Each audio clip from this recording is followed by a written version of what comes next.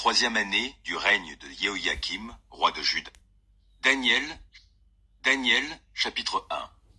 La troisième année du règne de Jéhoïakim, roi de Juda, Nabuchodonosor, roi de Babylone, vint assiéger Jérusalem.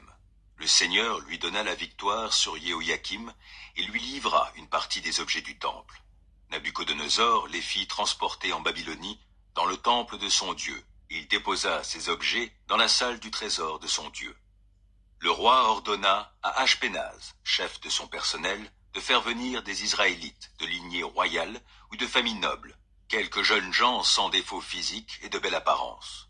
Ils devaient être doués d'intelligence, de sagesse dans tous les domaines, posséder de grandes connaissances, être capables d'apprendre la science et de bonne constitution pour entrer au service du palais royal et apprendre la langue et la littérature des Chaldéens. Le roi leur prescrivit pour chaque jour une part des mets de la table royale et du vin dont ils buvaient lui-même. Leur formation devait durer 3 ans, après quoi ils entreraient au service personnel du roi. Parmi les Judéens qui furent sélectionnés se trouvaient Daniel, Anania, Michaël et Azaria. Le chef du personnel leur attribua de nouveaux noms.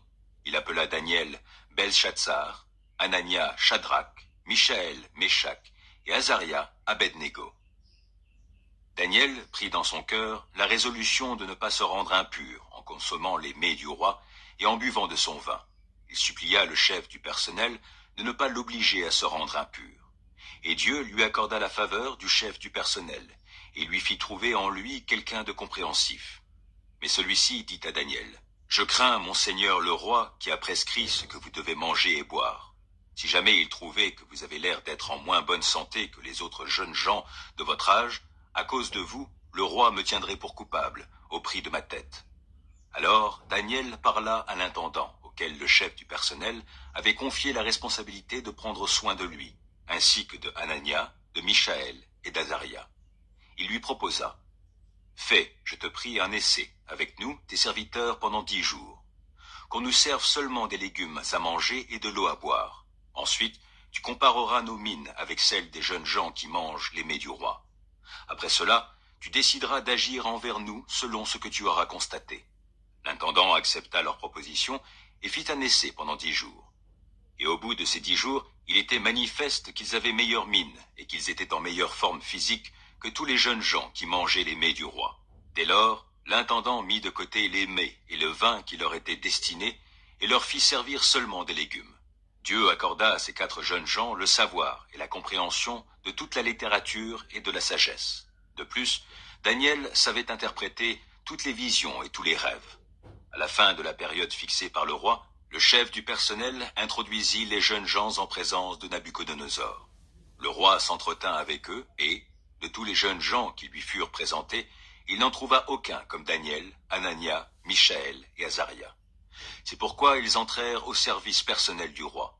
Chaque fois que le roi les consultait sur une question exigeant de la sagesse et du discernement, il les trouvait 10 fois supérieurs à tous les mages et magiciens de son royaume.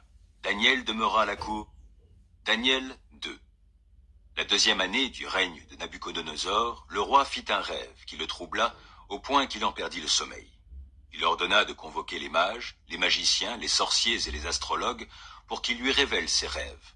Ils vinrent et se tinrent devant le roi. Celui-ci leur dit, « J'ai fait un rêve et mon esprit est tourmenté par le désir de savoir ce que c'était. » Les astrologues dirent au roi en langue araméenne, « Que le roi vive éternellement. Raconte le rêve à tes serviteurs et nous t'en donnerons l'interprétation. » Le roi répondit aux astrologues, « Ma décision est ferme. Si vous ne me révélez pas le contenu du rêve et son interprétation, vous serez mis en pièces et vos maisons seront réduites en tas de décombres. Mais si vous me les révélez, je vous comblerai de cadeaux, de dons et de grands honneurs. Exposez-moi donc mon rêve et ce qu'il signifie. » Ils dirent pour la seconde fois au roi, « Que sa majesté raconte le rêve à ses serviteurs, et nous lui en donnerons l'interprétation. » Le roi rétorqua, « Je vois ce qu'il en est. Il est clair que vous cherchez à gagner du temps, parce que vous avez compris que ma décision est fermement arrêtée. Si vous ne me faites pas connaître le rêve, une seule et même sentence vous frappera.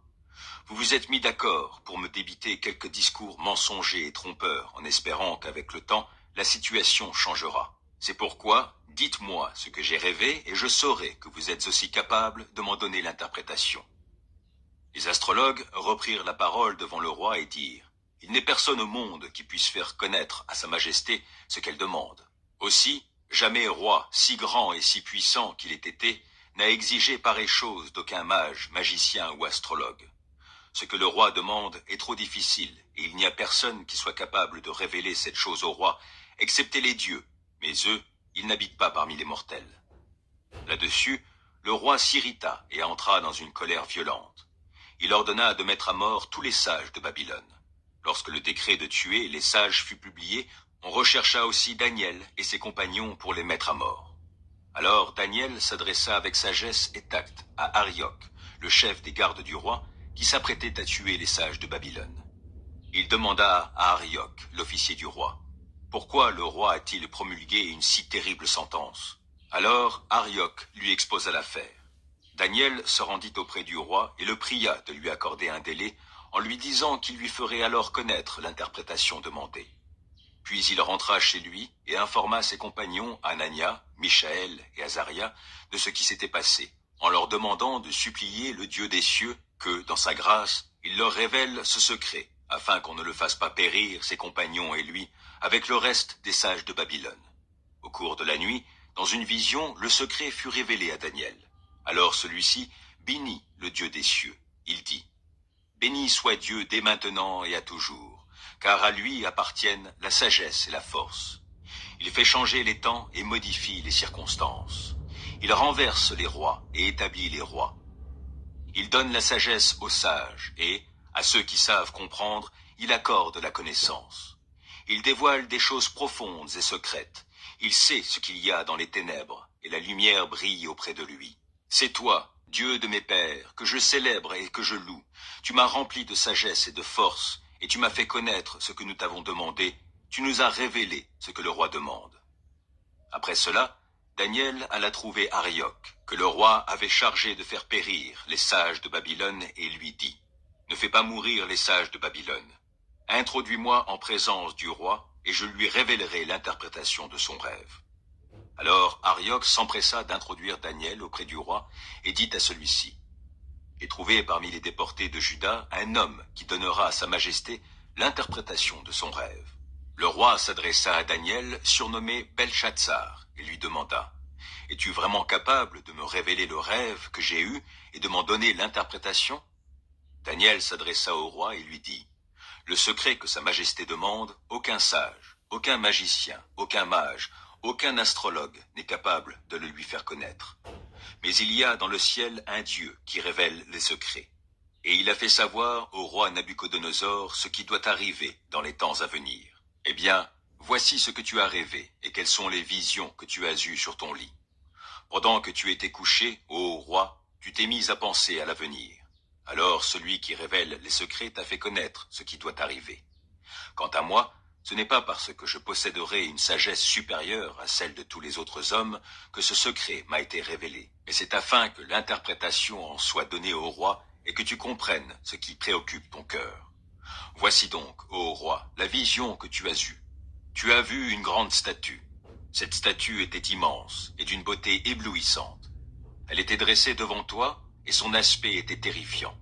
La tête de cette statue était en or pur, la poitrine et les bras en argent, le ventre et les hanches en bronze, les jambes en fer, les pieds partiellement en fer et partiellement en argile.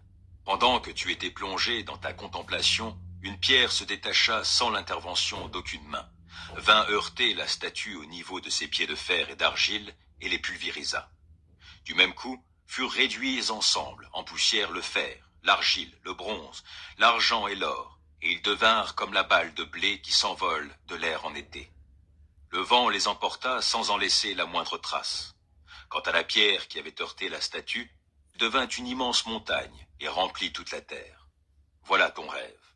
Quant à ce qu'il signifie, nous allons l'exposer au roi. Toi, ô roi, tu es le roi des rois, à qui le Dieu des cieux a donné la royauté, la puissance, la force et la gloire.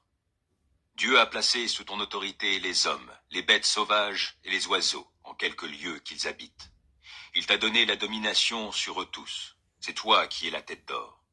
Après toi surgira un autre empire, moins puissant que le tien, puis un troisième, représenté par le bronze, qui dominera toute la terre.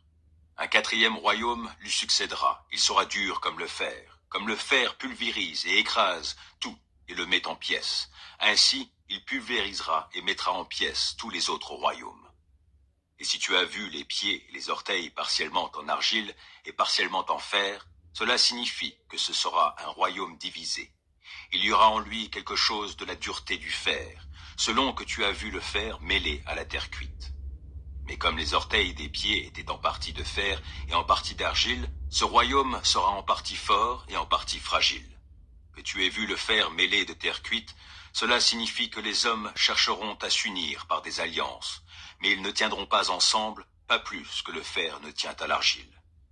À l'époque de ces rois-là, le Dieu des cieux suscitera un royaume qui ne sera jamais détruit et dont la souveraineté ne passera pas à un autre peuple.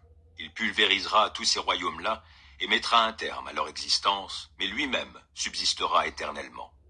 C'est ce que représente la pierre que tu as vue se détacher de la montagne sans l'intervention d'aucune main humaine, pour venir pulvériser le fer, le bronze, l'argile, l'argent et l'or. Le grand Dieu a révélé au roi ce qui arrivera dans l'avenir. Ce qu'annonce le rêve est chose certaine, et son interprétation est digne de foi. Alors le roi Nabuchodonosor se jeta la face contre terre et se prosterna devant Daniel. Il ordonna de lui offrir des offrandes et des parfums. Puis il déclara: « Il est bien vrai que votre Dieu est le Dieu des dieux, le souverain des rois, et celui qui révèle les secrets, puisque tu as pu me dévoiler ce secret. » Le roi éleva Daniel à une haute position et lui donna de nombreux et riches présents. Il le nomma gouverneur de toute la province de Babylone et l'institua chef suprême de tous les sages de Babylone. À la demande de Daniel, le roi confia l'administration de la province de Babylone à Shadrach, Meshach et Abednego, et Daniel lui-même demeura à la cour du roi. Daniel 3. Le roi Nabuchodonosor fit faire une statue d'or de 30 mètres de haut et de 3 mètres de large. Il la fit ériger dans la plaine de Doura, dans la province de Babylone. Puis il convoqua les satrapes, les préfets, les gouverneurs, les conseillers, les trésoriers, les juristes, les magistrats et tous les dirigeants des provinces pour l'inauguration de la statue qu'il avait fait dresser. Alors les satrapes, les préfets, les gouverneurs, les conseillers, les trésoriers, les juristes, les magistrats et tous les dirigeants des provinces s'assemblèrent pour l'inauguration de la statue que le roi Nabuchodonosor avait érigée. Ils se tinrent debout face à la statue élevée par le roi. Un héros proclama à voix forte: « À vous, hommes de tout peuple, nations et langues, on vous fait savoir qu'au moment où vous entendrez le son du cor, du fifre, de la cithare, de la lyre, de la harpe, de la double flûte et de toutes sortes d'instruments de musique, vous vous prosternerez devant la statue d'or que le roi Nabuchodonosor a fait ériger, et vous l'adorerez.